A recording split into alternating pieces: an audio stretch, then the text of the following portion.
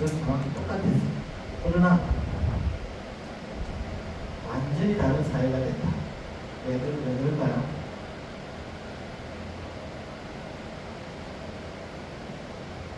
바로 이 체제라는 거죠. 어디를 선택하고 어떤 자유민주주의를 선택하느냐, 공산주의를 선택하느냐, 거기에 따라서 완전히 다른 길을 원래부터 타고난 가난, 원래부터 타고난 부자, 원래부터 타고난 능력, 그 환경에 와서 얼마든지 바뀔 수 있다는 거죠. 지금은 북한이 이 세계에서 가난한 나라 중에서 꼴찌에서 두 번째, 제일 배고프게 사는 나라 꼴찌에서 두 번째. 대한민국은 경제 규모로만 따지면, 무역 규모, 경제 규모로만 따지면은 세계 11위. 실제로 여러분들 말하는 GDP라는 것 따지면 세계 20위권 안에 드는 선진국이에요.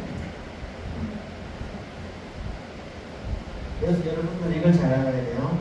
여러분들 시편 나중에 한번 자기 전에 읽으세요. 시편 44편, 144편에 이러한 백성을 복이 있나니 여호와를 자기 하나님으로 삼는 백성을 복이 있다. 아멘입니까? 아멘. 그래서 이 김일성은, 북한은 이걸 무시한 거예요. 그래서 지금 그런 거지 같은 나라가 되고 대한민국은 초인류 국가가 됩니다. 그래서 대한민국은 지금 기독교 반공 합의 동맹 가지고 잘 나가고 있거든요.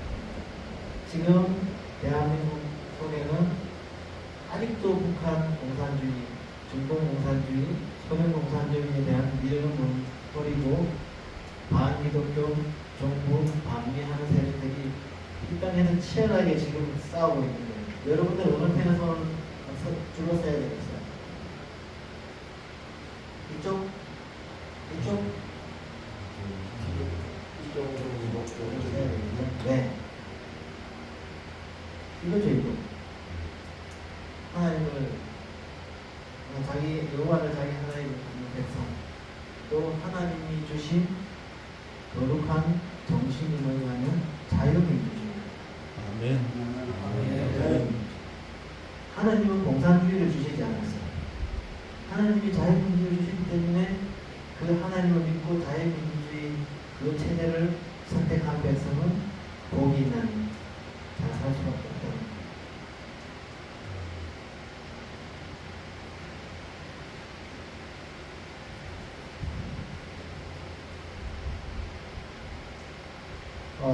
여러분들이 잘 아는 박정희 대통령이 박근혜 대통령한테 내보를 하려고 했어요. 북한 정권을 같은 민족이라고 생각하는 고산이다. 통일은 남북 간의 실력으로 결판낼 것이다. 자, 이 말 들으니까 북한을 때려잡으라는 말 같죠? 네.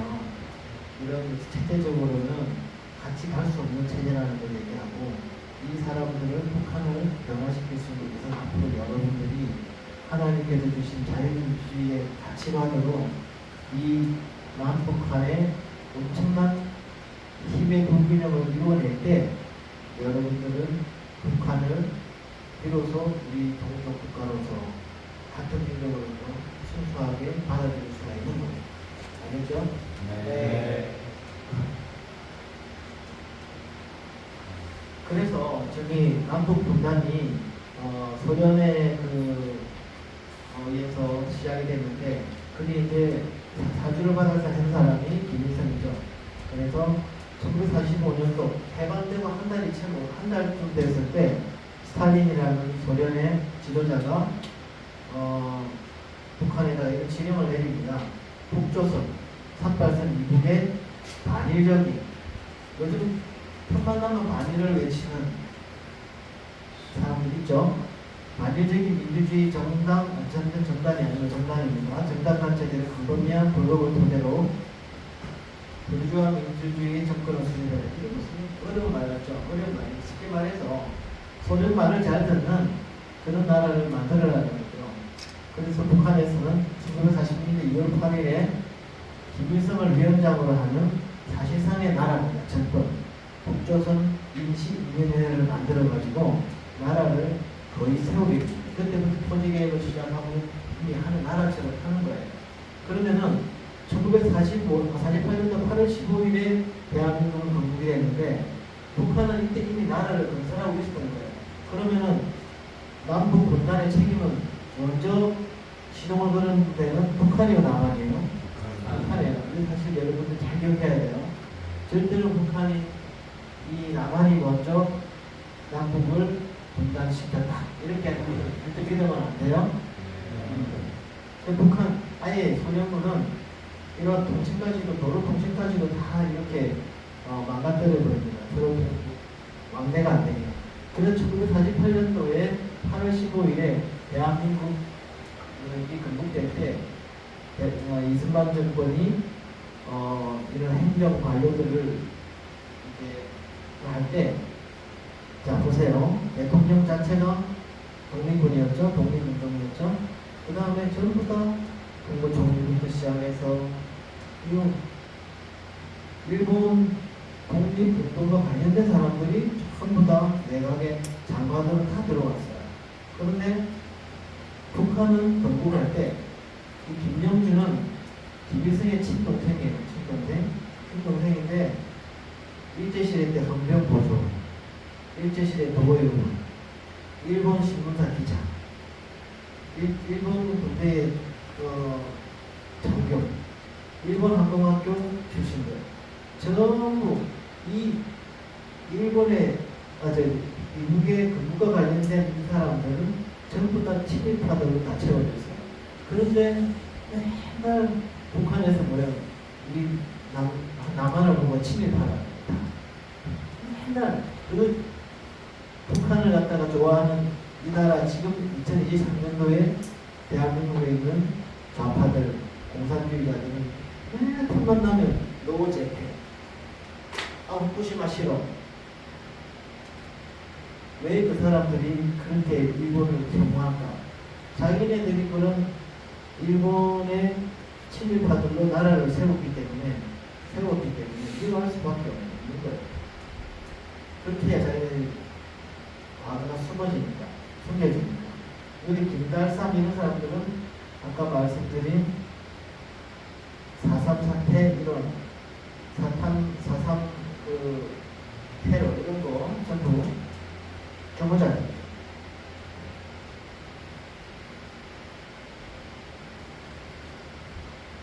김일성도 집안은 원래 기독교 집안이었어요. 여러분들이 그 사실을 들은 적 있죠? 네. 김일성도 원래 아버지하고 어머니는 독실한 기독교인이에요. 그런데 공산주의 사상이 머릿속에 들어가니까 하나님을 대전하는 가장 악마가 되어버린 거예요.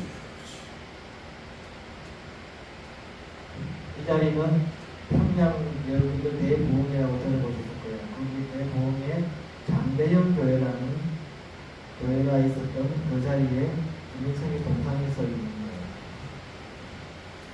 자,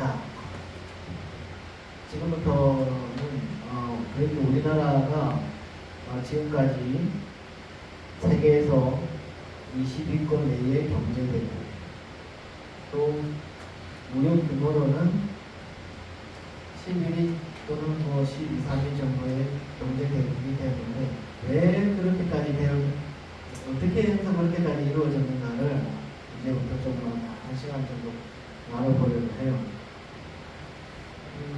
국민국가가 좀 다른 말로 하면 혹시 어떤 말인지 표현해 볼 사람? 백성이 주관하는 응? 백성이 주관하는 백성이 주인? 상황이 이제 대통령이 주인인데 상황을 주도해가지고 맞아요.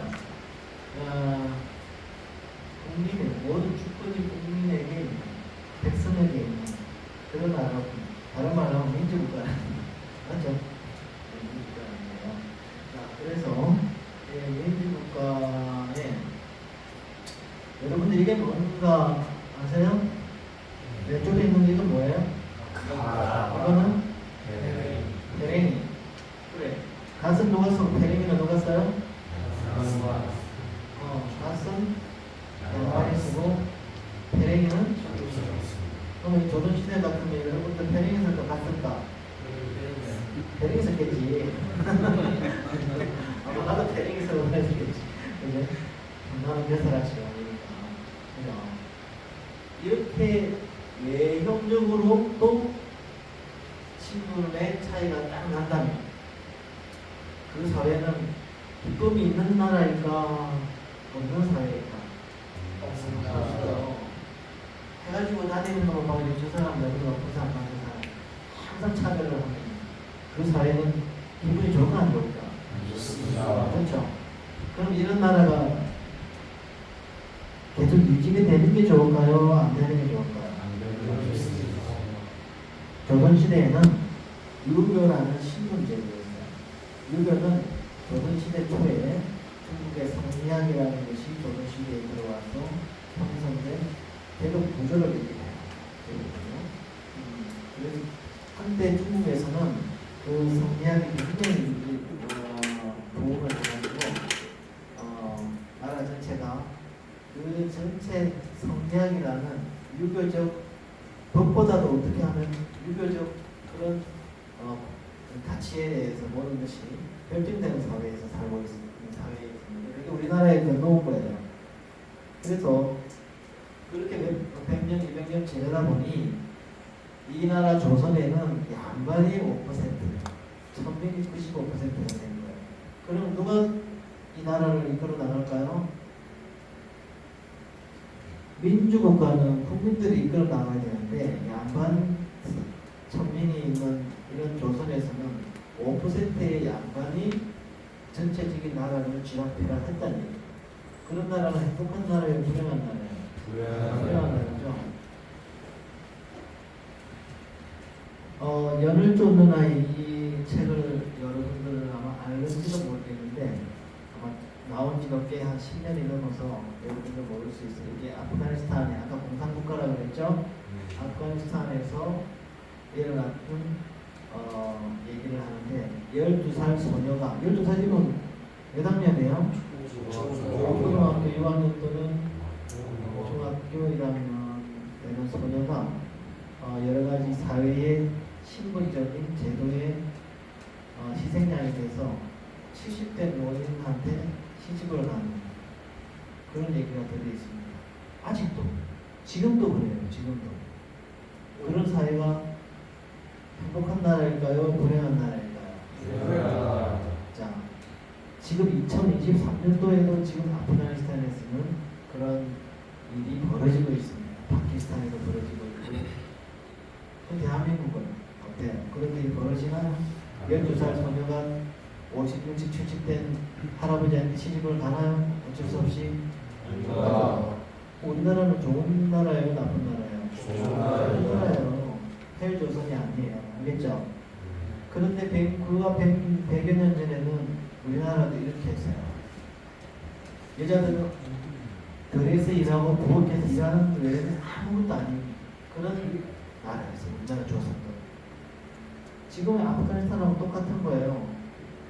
조선시대에는 여자도 차별받는 하나의 계층 그거밖에 안 됐어요.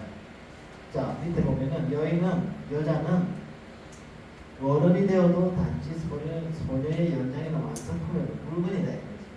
여자로 태어났다는 것 외에 다른 이유 없이 불행한 존재들에게 가해진 멸시. 여자들은 얼굴도 못 내놓고 다녔어요. 무트프 쓰고 다니는 잠옷이라는 무트프 쓰고 다니는 거 보셨죠? 네. 사도에서. 지금 우리 아프가니스탄이나 그런 나라에서 여자들 부르카 쓰고 다녀 안 쓰고 다녀? 그럼 그런 사회가 행복한 나라예요? 불행한 나라예요? 불과 100년 전에 우리나라도 그랬다. 믿어지세요? 여자들은 남자들이랑 같은 상에 밥을 못 먹었어. 양반 해놓고 그냥 그 그릇에 땅에 놓고 그릇에 먹었어. 우리나라는 그랬잖아요. 10년, 100여 년 전에. 그래서 청년 이승만 20대의 이승만이 감옥에서 한성 감옥이라는 감옥에서 지난번에 우리 한성 감옥 얘기 좀 했죠. 네. 여러 가지 책을 공부를 하면서 생각을 해요. 왜 조선이 이 모양일까?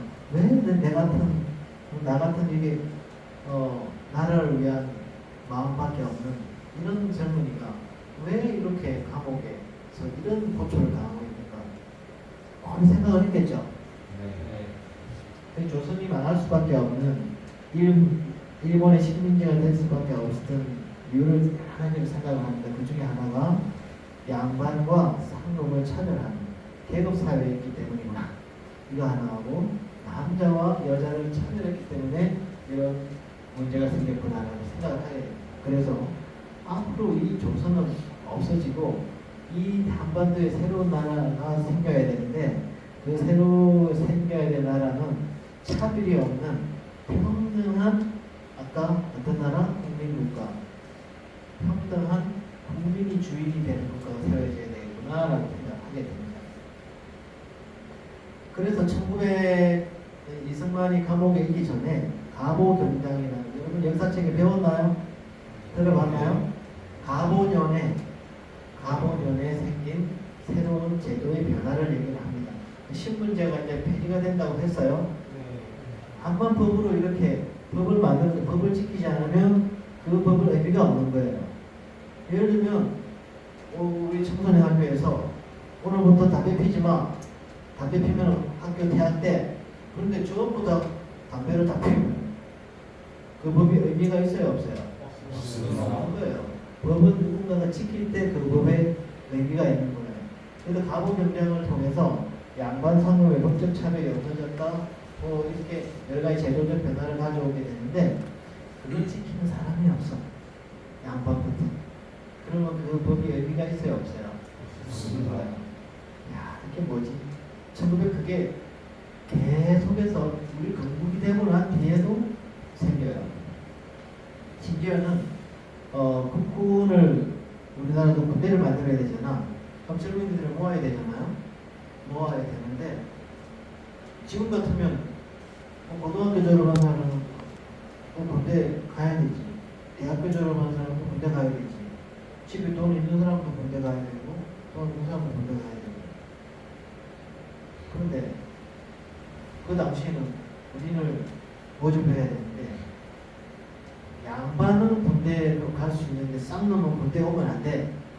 라고 얘기를 한 거야. 그 당시에 국회의원 중에서. 그 중에 양반만이 군대를 가야 된다라고 주장했던 분 중에 유명한 분이 바로 김구 선생님이에요. 그럼 여러분은 안 믿기죠? 네. 실제로 여러분들이 잘 아는 김구 선생님이 군대를 창설할 때 양반 말고 쌍놈들은 군대 오면 안 돼. 그것들하고 같이 한 네모반에서 어떻게 양반하고 쌍놈하고 같이 박사를 써? 이게 김구 선생님이 직접 하신 말씀이에요. 이거 또 내가 김구 욕한다고 막 또 SNS 올리면 내가 또 많이 힘들겠지. 올려도 돼. 이건 내 말을 알고 있는 얘기가 아닙니다. 그래서 독립운동할 때뿐만 아니라 그리고 이제 독립운동할 때도 백범 김구 선생님은 회수를 자기 손으로 안 했답니다. 옆에서 보좌관이 있으면 회수를 시켜줘야 돼. 제가 처음에 이제 군의관으로 부임을 하니까 제일 첫 번째 부임을 해가지고 그때는 반사가 안 나와가지고 그 내무반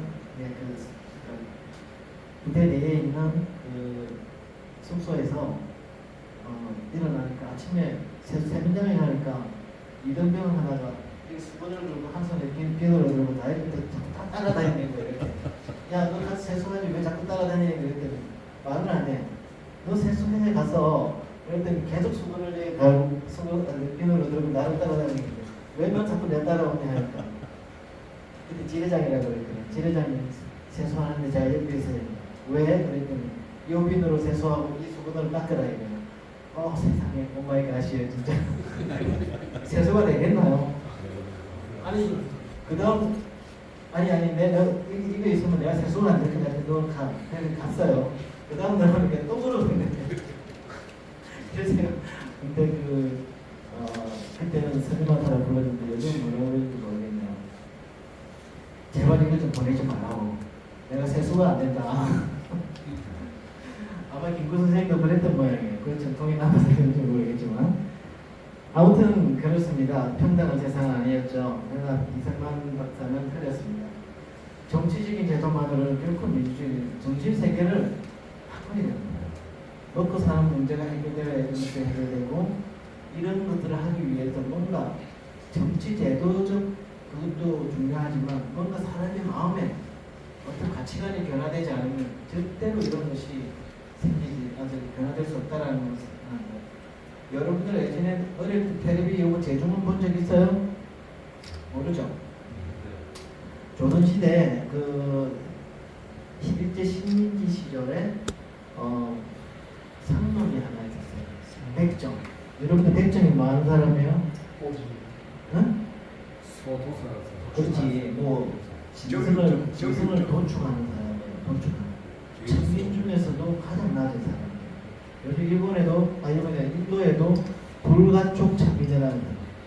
계속 사회에 가장 밑바닥에 있어가지고 불가촉 닿아서도 부정타는, 닿아서도 안 되는 그런 계급의 사람은 불가촉 천민이라고 해요. 인도의 불가촉 천민 비슷하게 해당되는 사람 계급이 조선시대의 백정에 해당하는 사람으로 생각하지 않았죠.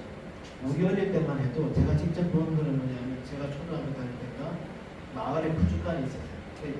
그때도 갓을 쓰고 다니는 할아버지도 있었는데 제가 본 거는 갓은 안 했는데 수염을 기르는 할아버지가 그 백정 여자 같은 식욕제를 나와가지고 세상이 어떤 세상인데 이게 고개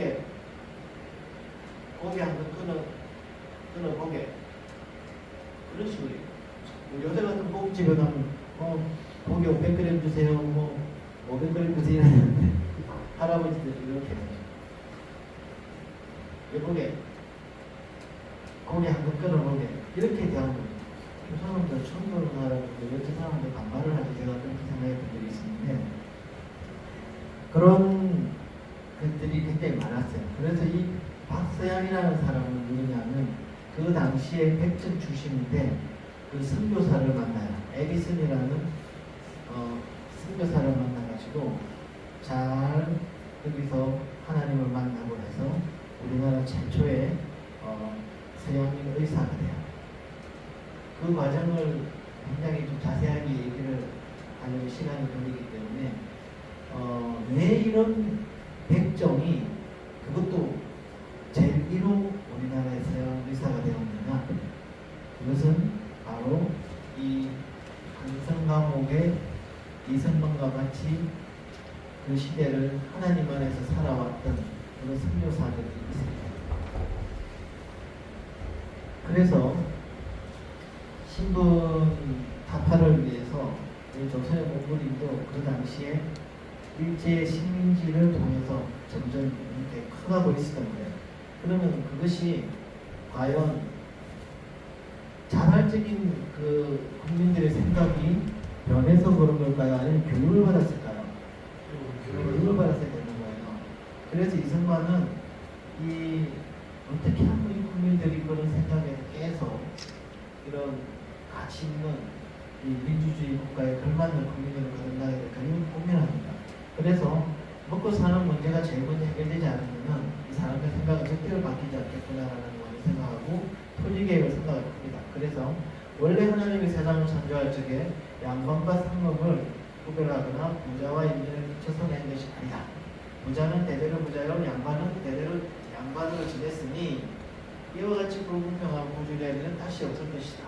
그래서 이런 우리가 주장하는 민주정책의 주 뜻은 양반과 상민 이런 귀천하는 그런 근본이 다 없고 모든 인민이 평등 자유로 천연한 복리를 다 같이 누리게 하는 것이다.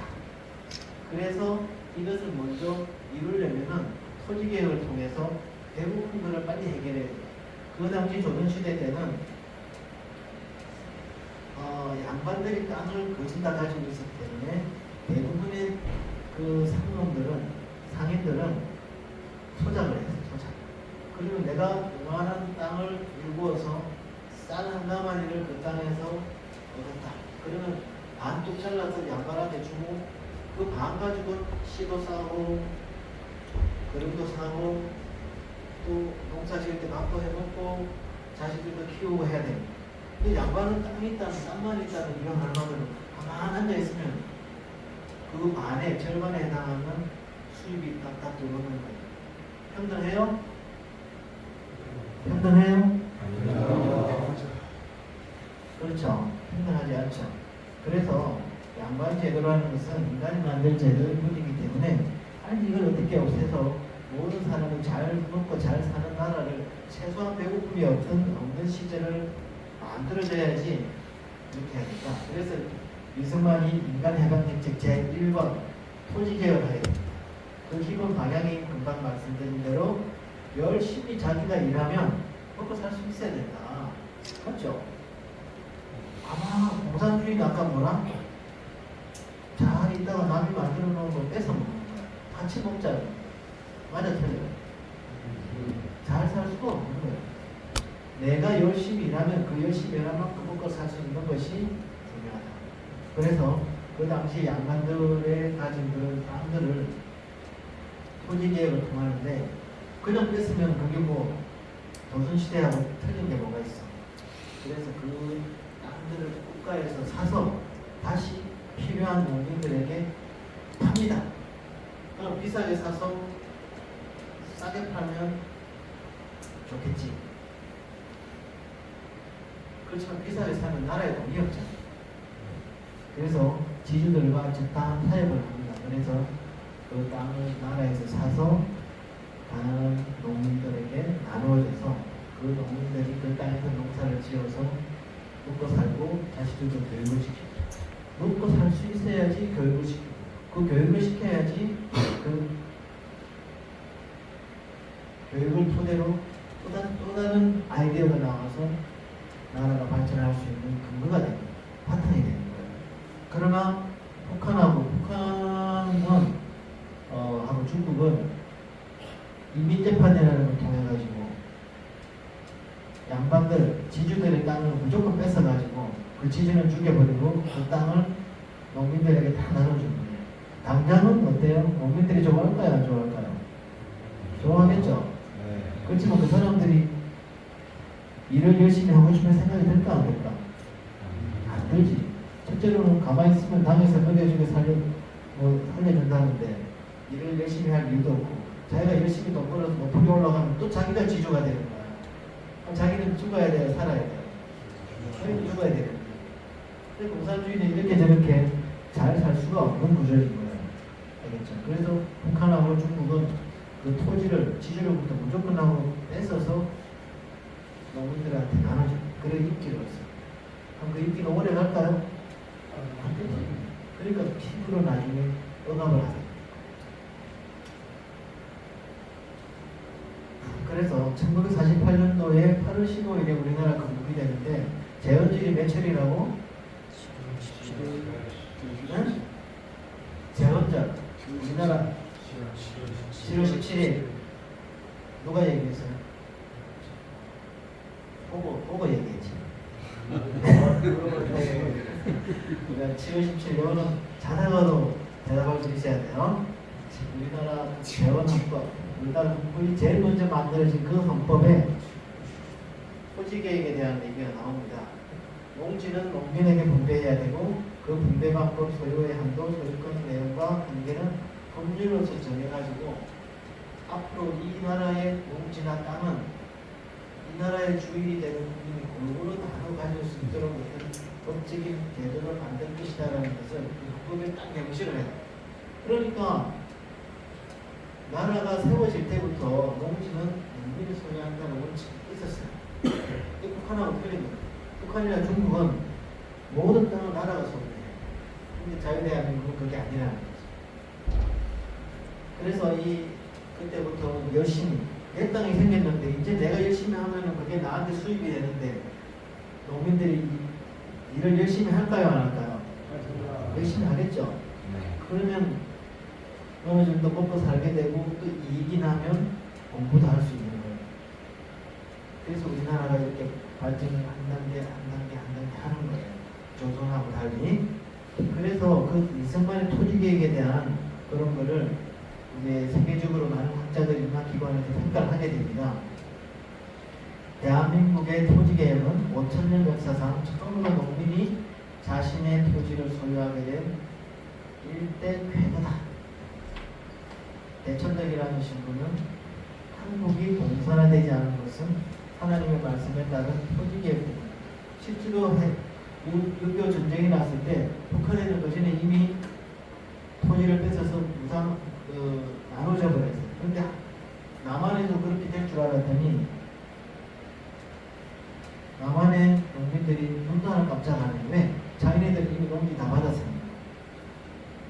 그래서 남한에서 6.25 전쟁 때 폭동이 안 일어난 거예요. 그래서 2006년 판에 세계은행 세계경제발전 보고서에 따르면 토지개혁과 경제성장과의 관계를 볼 때 가장 성공적인 토지개혁 국가는 한국이다라고 밝히고 있습니다. 그래서 이제 우리나라가 이 토지개혁이 여러분들은 아주 먼 옛날 얘기 같아 보이겠지만 여러분들이 지금 이렇게 앉아서 공부하고 이렇게 좋은 공부 속에서 즐길 수 있는 것은 누군가는 그런 노력을 해줬기 때문에 지금 그런 토지계획이 있었기 때문에 우리 목사님은 이 좋은 때 땅을 사서 이렇게 좋은 시설의 학교도 만드시고 맞죠? 자, 그 다음에 이 사진은 어떤 사진 같아요? 하와이라는 데는 미국령 태평양 한가운데 있는 섬나라죠. 섬인데 미국의 당이죠. 미국이니까. 하와이에 이승만 박사가 독립운동을 하기 위해서 하와이의 근거지를 만들게 됩니다. 하와이에 독립운동을 하러 갔더니 그 당시에는 이미 그 수십 년 전에 사탕수수 노동자로 조선 민족들이 와서 살고 있었어요. 그 사람들이 잘 살았을까요? 못 살았을까요? 못 살죠. 먹을 게 있어야지. 학교 어릴 때 몇세 사탕수수밭에서 일하고 아이가 태어나면 학교가 있었을까요? 없었을까요? 없었어요. 아이를 가르칠 시간이 있을까요? 없었을까요? 없었지. 그럼 그 아이들은 어떻게 자랄까요? 아니 지금처럼 자라. 우리 애완견처럼 자라는 거예요. 그러다가 빙거려서 죽기도 하고. 이승만 박사가 그 아이를 볼 때 딱 보니까 한국 아이들이야. 도수민족이야. 어떤 마음이 들었을까요? 불쌍했죠. 마음이 아팠겠죠. 그래서 이승만 대통령이 그 당시는 이미 아까 이승만 대통령이 학교를 어디 졸업했다고 기억하는 사람?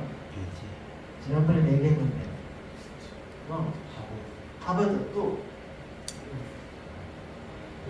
학교 세 군데 졸업했다고 그랬잖아요. 어? 상하이 중국 비스트 대학교? 발음 좀 틀렸지만 인정. 크리스탄 한 군데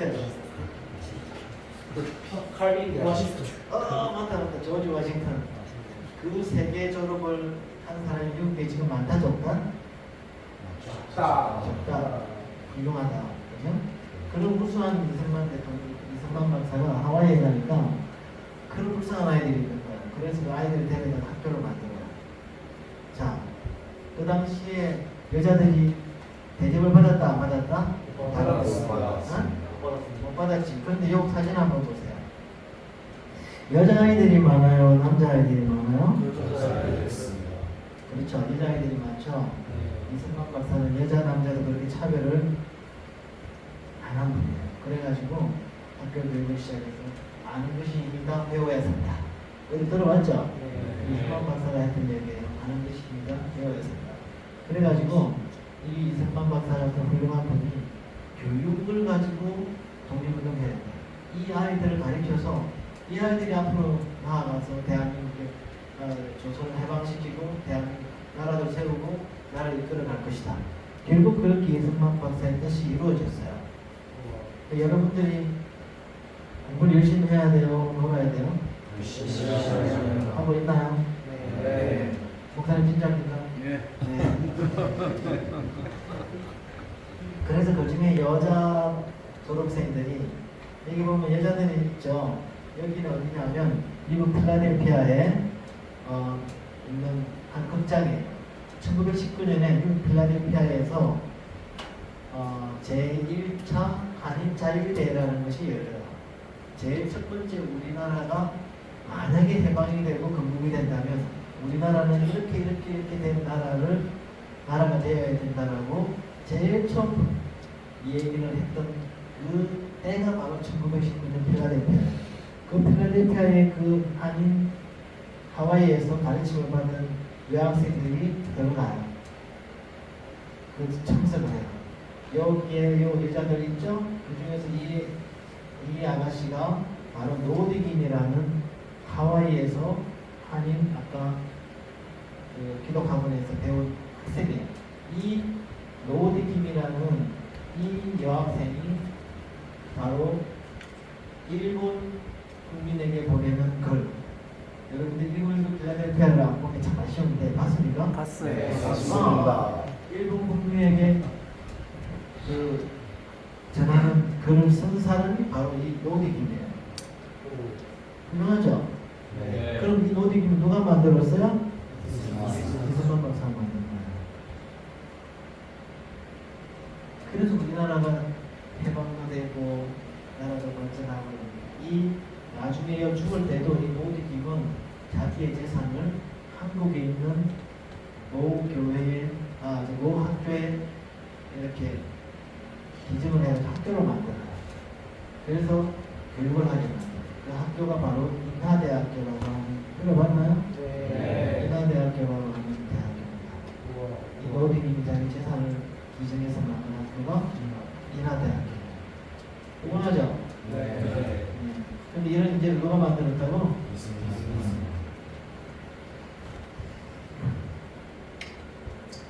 이승만 박사는 먹고 살기도 힘들 때 이런 교육에 제일 먼저 이승만 박사가 세상적인 지식보다 제일 중요하게 생각했던 것이 뭐냐면 하나님 말씀이에요. 하나님 말씀 안에 문명화될 길이 있고 모든 나라를 세울 길이 있다고 생각했어요. 감옥에 있을 때부터. 다른 사람 같으면 감옥에 있을 때 자살하고 싶었겠지. 근데 청년 이승만은 자살하고 싶은 생각보다 열심히 그 감옥 속에서 공부를 열심히 해요.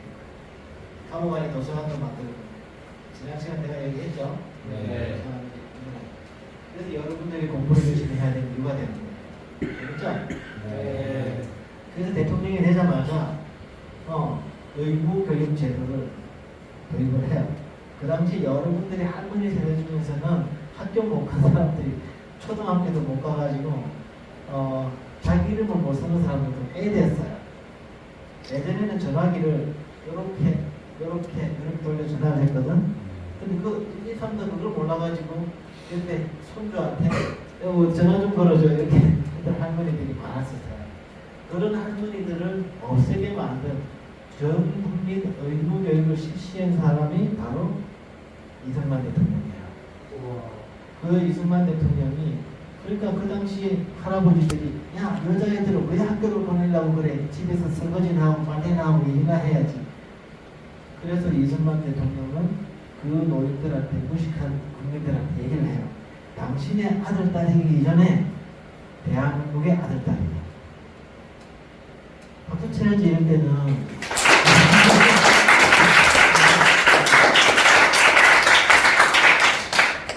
그렇게 훌륭한 분이었어요 이승만 대통령. 와 대단하지 않아? 당신의 아들 딸이기 전에 대한민국 여러분도 마찬가지예요. 그 누군가의 아들이기 전에 대한민국의 아들이에요. 대한민국의 아들은 어떻게 해야 돼? 놀아야 돼? 답이나 자고 이렇게 해야 돼? 어떻게 게임 해야 돼? 그렇죠. 건강하게 살아야지. 이승만 대통령이 취임 당시에 14%, 퇴임 시에 96%. 이게 뭘까요? 학습률. 운명 캐치. 인정. 취학연령 학교 입학률 최소한 국민학교라도 초등학교라도 가본 사람 취임 당시 14%밖에 안 되는데 퇴임 시에 96% 경이롭죠. 네. 지금은 중학교까지 의무교육이잖아. 그 의무교육을 만든 사람이 바로 이승만 대통령. 이건 뭘까? 이태리 이승만 대통령 취임 당시 500명 유행했는데 학생 수. 학생 수. 어떤 학생? 졸업학생. 졸업학생 2만 명? 대학생. 대학생? 미학생. 학교 학생. 유학생.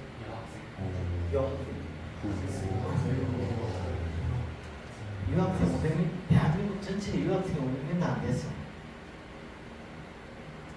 근데 퇴임할 때는 2만 명이라는 통계가 있습니다. 이게 왜 중요한가? 아는 것이 힘이다. 배워야 돼. 아니 어디서 배워와야지 자동차도 만들고 무장도 만들고 길도 만들고 옷도 만들고 건물도 만들고. 옛날에 우리나라 사람들은 흙집도 겨우겨우 만들었어요. 어느 날 갑자기 대한민국 사람이 똑똑해져가지고 이렇게 콘크리트 벽을 세우고 건물을 세웠던 게 아니에요.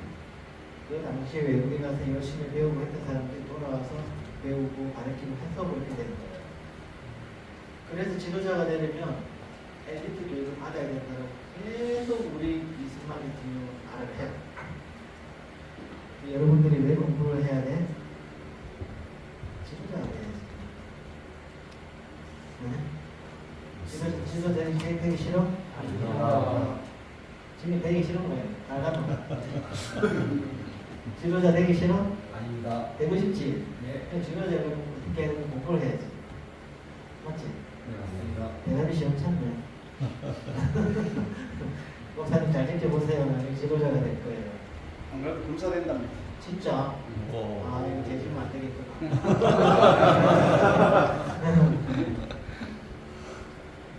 이분은 누군가요? 왜 뜬금없이 갑자기 이분이 그럴까? 다음에 이분이 군인 시절에 별 하나짜리 때 이승만 대통령이 박정희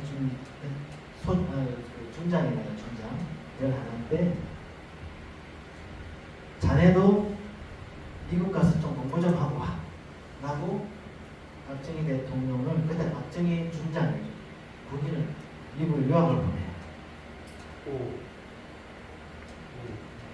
그 박정희 대통령도 이승만 대통령이 대통령 되기 전에 유학을 보냈어요. 나이 든 사람을. 그리고 박정희 대통령이 미국 가서 딱 보니까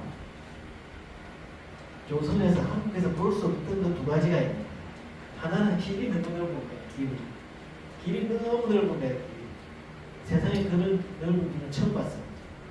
두 번째는 뭐냐면 미국에 가니까 숲이 들어 많아요. 우리나라는 예전에 우리나라를 대표하는 키워드가 두 개 있었어요.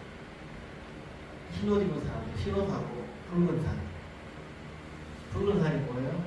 민둥산 산이 없어져. 나무가 없는 민둥산. 소설에도 나와요. 흰 옷과 붉은 산. 그만큼 연료를 쓰려고 나무뿌리 풀뿌리까지 다 빼서 쓰다 보니 무식해가지고 조선의 국민들이 온 산이 사막화거든요. 그런 산만 보다가 미국에 가서 보니까 도로가 너무 넓고 또 하나는 숲이 너무 많아요. 도로가 넓고 숲이 많아야 잘 사는 나라가 됩니다.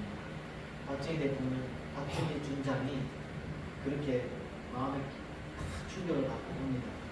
그래서 예전에 광화문 앞에 길을 넓게 닦아요. 지금 그게 여러분 촛불 또 태극기 부대 맨날 가는 데모하는 광화문 앞에 그 길입니다. 박정희 대통령이 닦아준 길. 그 다음에 고속도로, 여러분들 경부고속도로, 경부고속도로가 여러분들 그냥 지금도 밖에 나가면 도로 닦는 차들 이렇게 보면 고속도로는 그렇게 닦는가 보다 했지만 각 나라마다 고속도로 닦는 거는 기술이 없으면 고속도로 닦는 거는 꿈도 못 꿀 거예요. 특히 우리나라 같이 산이 많고 이런 나라는 고속도로 뚫으려면 거의 불가능에 가까웠어요. 그래서 처음에 박정희 대통령이 우리 한국에 고속도로 놓겠다고 그랬더니 독일에 가니까 누가 어떻게 고속도로를 꿈게 미국에 갔더니 아니야 너는 하지마 좀 이따가 때가 되면 그때 너는 고속도로 못 닦어. 그럼 어디에 또 돈을 빌리러 갔더니 야 기술이라도 있으면 내가 돈 빌려줄게 이렇게 했어요. 그런데 우리나라는 고속도로를 닦았다 안 닦았다? 여러분들 부모님 세대는 그렇게 대단한 분들이었어요. 맞죠? 그 붉은 산이 지금 여러분들 산 곳에 나무 이거 누가 심었어요? 저절로 비닐에서 생긴 건가? 1960년대, 70년대 여러분들 부모 세대, 할아버지 세대는 우리 박성환 장로님 1년에 그때 나무 심으러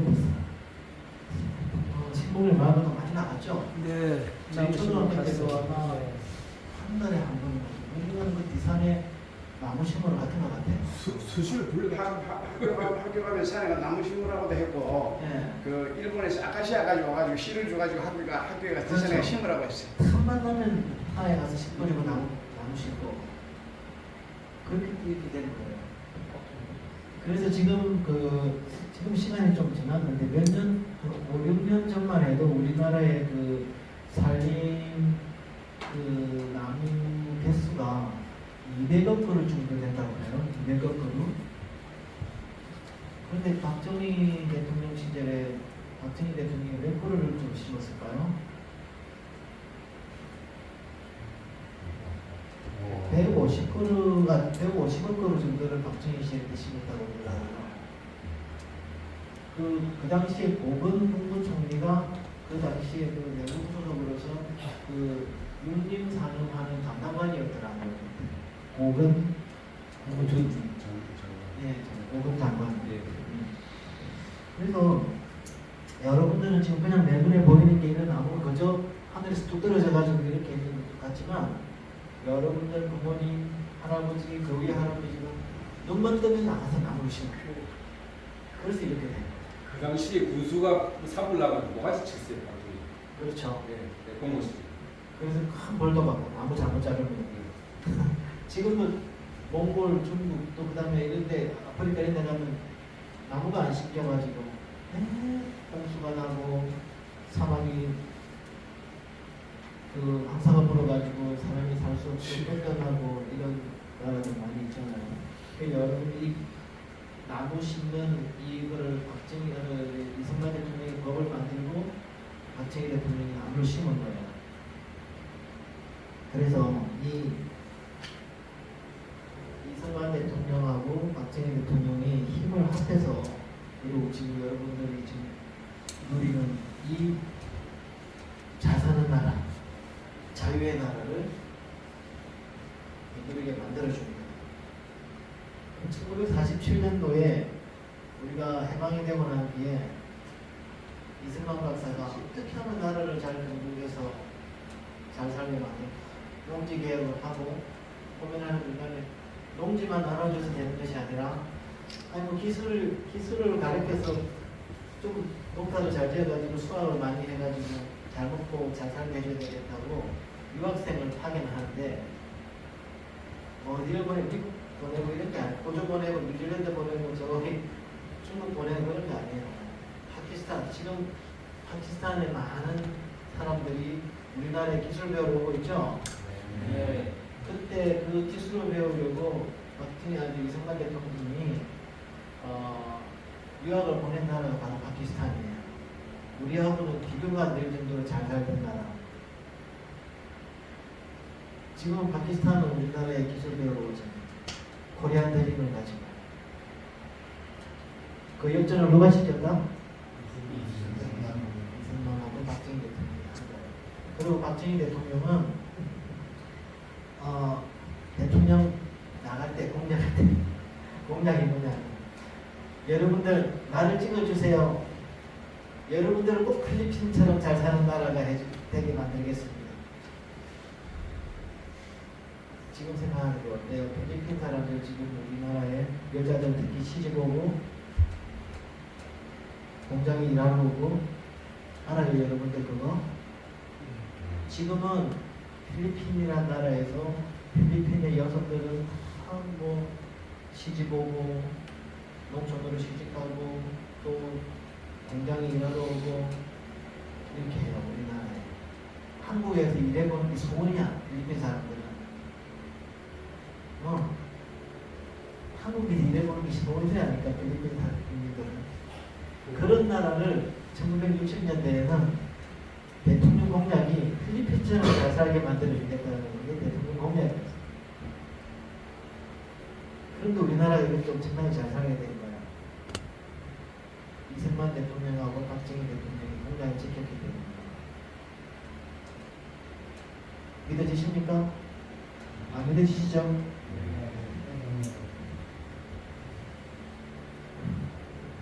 그래서 지금 여러분들이 누리는 이 경제적인 성공 이것이 앞에 오늘 말씀드린 그 교육개혁하고 또 토지개혁 이런 거가 잘 주축이 돼서 또 그 다음에 하나님을 믿는 그 신앙 속에서 이런 것들이 출발이 되었다는 것을 여러분들이 꼭 기억을 해야 돼요. 꼭 기억을 해야 돼요. 이 사람은 누구냐면 최근에는 죽었지만 인도의 이거 잘못됐네. 11대 대통령 11대 맞아요. 인도의 11대 대통령입니다. 굉장히 똑똑한 인도 수학자라는 거 알죠? 네. 그 중에서 특히 요 물리학자예요. 물리학자. 우주공학자고 물리학자인데 얼마나 똑똑하겠어요. 이 압둘칼람이라는 사람이. 심지어는 결혼도 안 하고 살아가지고 굉장히 여러 가지 좋은 일을 많이 해서 국민 대통령이라고 불려요. 이 인도의 압둘칼람이라는 대통령이 한국에 대해서 하는 말이 있어요. 인도에는 카스트 제도의 차별이 남아있는데 카스트 제도 알아요? 인도의 유명한 대업제도죠. 한국에서는 어떻게 해서 양반 상금 차별이 없어졌느냐? 기가 막힌다. 그걸 없애는 것이 자기 꿈인데 안 돼요. 꿈인데 생각이 안 바뀝니다. 그 다음에 브라질의 유명한 좌파 사회주의 대통령 룰라라는 대통령이 있어요. 룰라 대통령이 예전에 우리나라 그 중앙일보 기자들한테 이런 질문을 했다고 그래요. 중앙일보 기자가 룰라한테 질문을 했는데 브라질은 자본도 많은 나라가 있는데 다른 거 엄청 많은데 없는 게 없어요. 수비도 나지, 목재도 충분하지, 여러 가지 뭐 광물도 충분하지, 심지어 히토류 같은 것도 많지. 그런데 왜 우리는 대한민국이 인구만큼에 되는 5천만 명이나 되는 빈곤한 사람들이 있냐? 그랬더니 그 룰라 대통령이 얘기를 했어요. 한국은 과거에 1948년도에 토지 개혁을 했는데 브라질은 그렇게 하지도 못했고 앞으로도 하지 않을지 모르겠다. 그 브라질은 지지리도 가난해요. 지금도 잘 사는 사람은 굉장히 잘 사는데 대부분이 잘 못하는 나라예요. 그런데도 이 브라질 좌파 대통령 이런 좌파 대통령을 모델로 삼고 싶고 맨날 그 훌륭한 정책을 만든 이승만 대통령은 국부로 세우지 않고 터무니없는 프레임을 씌워서 친일파니 미국 학자들이 그런 말을 하면서 아까내리는 집단들이 있죠. 여러분들은 오늘부터 이런 내용을 알면 절대로 그런 사람들의 거짓 선동과 절대 넘어가지 마라. 알겠죠? 네. 사실을 알면은 안 넘어가겠죠. 실제로 이승만 우리나라가 처음에 법이 만들어지고 나라가 만들어지고 또 국회를 뽑고 대통령을 뽑을 때 일찌감치 여성 남성 구별 없이 대한민국은 다 선거를 했어요. 근데 아직도 그 당시에 심지어 미국조차도 흑인에게조차도 이 투표권을 잘 안 줬던 그런 나라, 심지어 여성들도 마찬가지. 스위스 같은 나라에는 1970년대가 돼서야 여성들한테 투표권을 줬어요.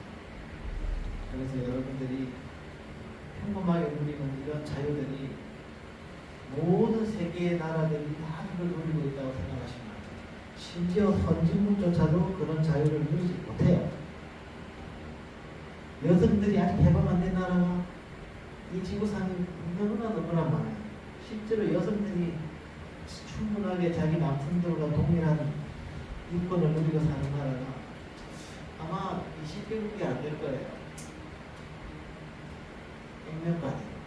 이건 통계가 나와 있어요. 그래서 이승만 대통령은 먹고 사는 문제, 교육 문제, 그 이면에 하나님의 말씀, 이거를 굉장히 중요했어요. 모든 자유민주주의에 대한 내용, 그 인권에 대한 이 인권이라는 것은 하나님께서 주신 거거든요. 그래서 전부 인권이라는 거예요. 하나님께서 부여한 인권. 그러면 하나님의 말씀을 알면 그 전부 인권은 저절로 다 알게 되는 거예요. 그래서 이승만 대통령이 아까 교육을 의무 교육을 시키고 또 하나 더 지도하는 게 있습니다. 사람이 대한민국에 태어나면 인생을 살아가는 데 있어서 어느 한 인생의 시점에서는 하나님과 예수 그리스도를 만나게 해야겠다. 지금 여러분들은 목사님 계시니까 당연히 어느 학교나 다 목사님이 계시는 걸로 생각할지 몰라요. 그렇지만 바깥에 있는 학교에서 목사님 있는 학교가 90% 맞죠, 목사님? 실제로 90%가 자기 죽을 때까지 하나님과 한 번도 못 만나고 죽는 사람이 많아요. 그래서 학교에 들어가면 교복을 만들어요. 교회 목사님. 그래서 교회 목사님을 만들어가지고 교복 제도를 만들어가지고 학생들을 하나님 말씀을 전하게 해요. 경찰은 경복이라고 해요. 경찰에 가서 또 감옥에서도 또 하나님 말씀을 전하는 사람이 있어요. 군대에 가서도, 병원에서도, 지금도 병원에 원목이라고 있어요. 병원에 환자들 아픈 애들 기도해주고 하는 교회 병원의 목사님께서 원목이라고 해요.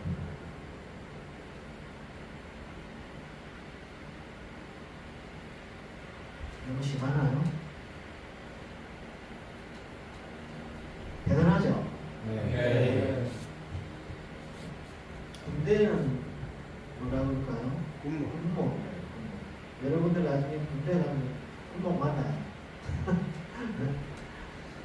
그렇게 이승만 대통령은 이 하나님의 말씀이 모든 지혜의 근본이다. 여러분들 자문에서 배웠죠? 네. 지혜의 근본이 하나님의 경영, 하나님의 말씀입니다. 그래서 아시아 물지의 기독교 국가를 만든 세계의 전도자 이승만이라고 유영인 박사님은 얘기를 하고 있습니다. 오늘 우리 나눌 얘기는 여기까지인데요. 오늘 이 얘기를 나누면서 중간에 조금 복잡한 얘기들을 제가 다 생략을 했는데 여러분들이 제가 기억해줬으면 좋겠다 하는 그런 내용은 뭐냐면 여러분들이 누리는 이 자유와 여러분들이 누리는 이 안락과 평강과 또 이 물질적 분명이 여러분들이 그냥 여러분들이 그저 주어지는 것이 아니에요. 여러분들 아버지, 할아버지 그 세대에서 많은 여러분들의 조상들이 이 건국 대통령 이승만 그리고 박정희 대통령과 같이 힘을 합해서 이런 나라를 이끌어왔고 또 그 이면에는 그 두 분은 하나님 말씀에 철저하게 순종하면서 그런 국민들을 이끌 리더십을 발휘했기 때문에 여러분들이 지금 이렇게 있는 거예요. 여러분들이 이런저런 사정으로 해서 이렇게 정치 생활을 한다고 해서 여러분들은 귀하지 않은 사람들이 아니에요. 여러분들은 하나님께서 이 세상에 보낸 존재들이에요. 귀하고 귀하고 이 여러분들은 앞으로 또 어쩌면 이 대한민국을 이끌어 나갈 리더가 될 사람이에요. 아멘입니까?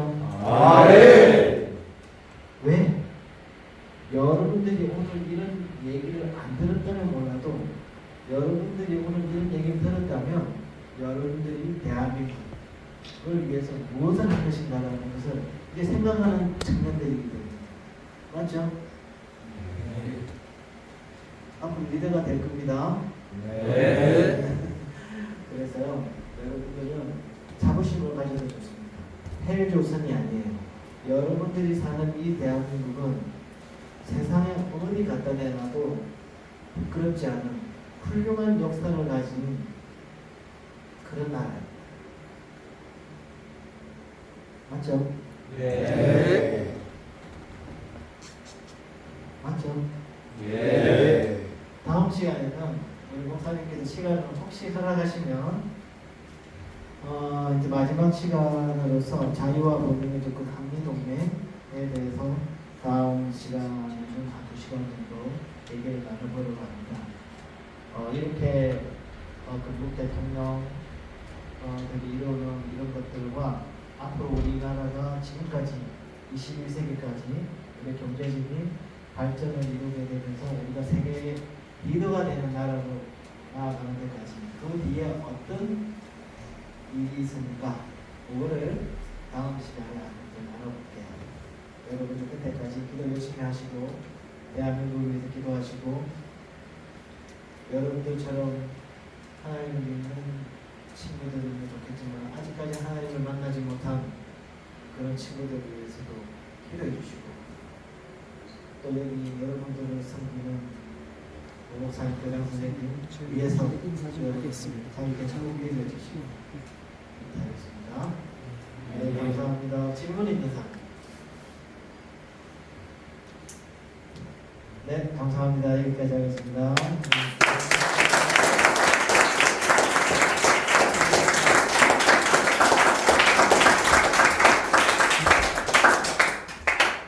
잠깐만 앉아 있으라.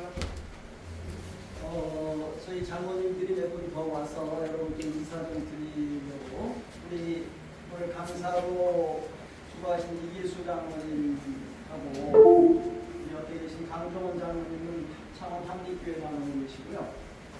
우리 박산철 장모님은 창원 세순교회 장모님이세요. 우리가 함께 마하나임 경남 마하나임 장로의 소속이에요. 마하나임은 무슨 뜻입니까? 하나님의 군대라는 뜻입니다.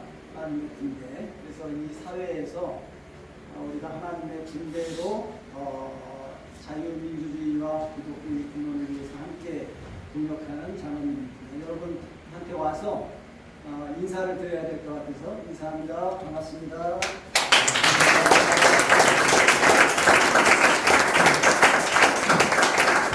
제가 한번 할게요. 저는 배우고 지킴이하고 있어요. 초등학교, 중학교, 고등학교 4학년 있는데 요새 제가 초등학교 17년도 했는데 누군가 모르게 제가 고등학교 해보니까 등교할 때 남녀 학생이 손잡고 오더라고요. 놀랐어요. 그 다음에 점심 먹고 간식 먹을 시간에 남학생 여학생이 남학생 여학생을 어깨에 손을 주고 간식 먹어요. 그 놀란 게 공부? 이런 공부 왜 합니까? 공부해서 남줘야 돼요. 공부는 가슴을 해야 돼요, 가슴을. 머리를 하면 복잡하고 막 벌쳐갖고 생각 안 해요, 숨을 쉴 때. 가슴에 들어오는 건 절대 아니죠. 머리 그 스칸까지 얼마나 먼저 알아요. 이런 우리 공부해서 남줘야 돼요. 박정희 대통령, 이승만 대통령은 왜 인단을 했을까? 이런 분이 앞으로 먹이로 살려야 돼요. 대한민국, 여러분, 나이 많은 사람. 그럼 공부해야지. 공부해서 내만 잘하겠다. 하다가 실패해요. 왜? 남을 살리려면 내가 어려워도 그걸 이겨낼 수 있는 힘이 있다는 거죠. 이상입니다.